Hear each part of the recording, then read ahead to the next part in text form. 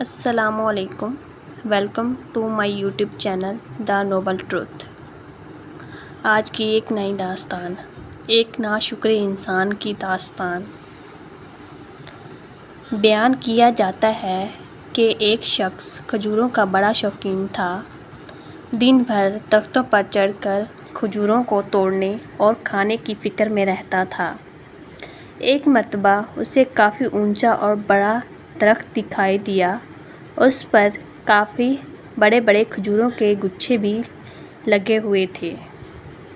اس نے آؤ دیکھا نہ تاؤ گلہری کی طرح درخت کی چوٹی پر چڑھ گیا.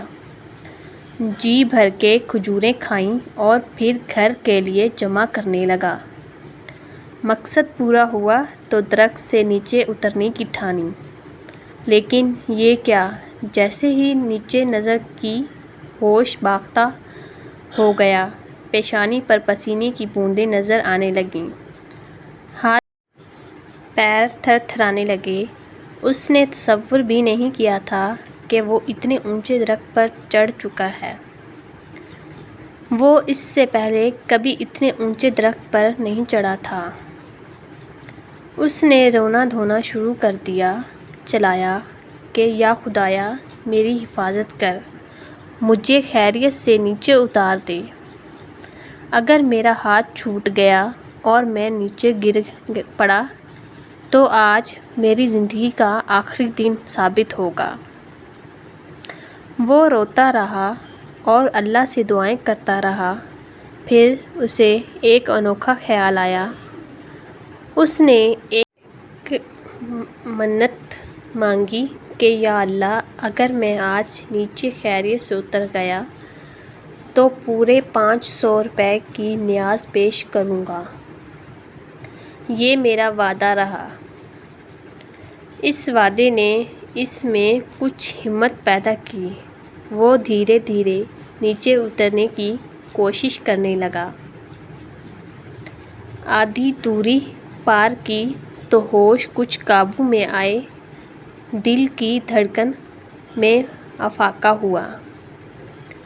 پیشانی کا پسینہ خشک ہونے لگا. اب اس نے جو زمین پر نظر ڈالی تو زمین کافی نزدیک دکھائی دی. اس نے اپنے دل میں سوچا، میں ایسے ہی مرا جا رہا تھا. یہ کوئی اتنے زیادہ خطرے کی بات تو نہیں تھی کہ 100 روپے کی کھجوریں کھا کر 500 روپے کی نیاز کا وعدہ کر لیا جاتا. خیر، پھر بھی نفع نقصان برابر والی بات پر عمل کر لیتے ہیں. 200 روپے ٹھیک رہیں گے. اب میں خیریت سے نیچے اتر گیا تو 200 روپے کی نیاز پیش کروں گا. یہ میرا وعدہ رہا اللہ سے. جیسے جیسے وہ نیچے اترتا جا رہا تھا اس کے وعدے میں بھی کمی آتی جا رہی تھی اور یہ وعدہ دوری گھٹتے گھٹتے پوری طرح گھٹ کر صفر میں تبدیل ہو گیا. زمین پر پیر رکھتے ہی اس نے درخت کی طرف دیکھا اور ہنسنے لگا. اس نے کہا، پیڑوں پر میں نہ جانے کتنی مرتبہ چڑھ چکا ہوں اور کتنی مرتبہ اتر چکا ہوں. پتہ نہیں میں آج اتنا کیوں ڈر گیا تھا. یہ کوئی خطرے جیسی بات تو نہیں تھی. اور پھر اپنے ہاتھوں کو ملتا اور صاف کرتا ہوا آگے بڑھ گیا. غور طلب بات. ہم میں سے اکثر لوگوں کا یہی حال ہے. جب کوئی مصیبت سر پر پڑتی ہے تو بہت عاجزی اور انکساری سے اللہ کو پکارنے لگ جاتے ہیں. جیسے ہی مصیبت ختم ہو جائے تو پھر اللہ کو بھلا دیتے ہیں.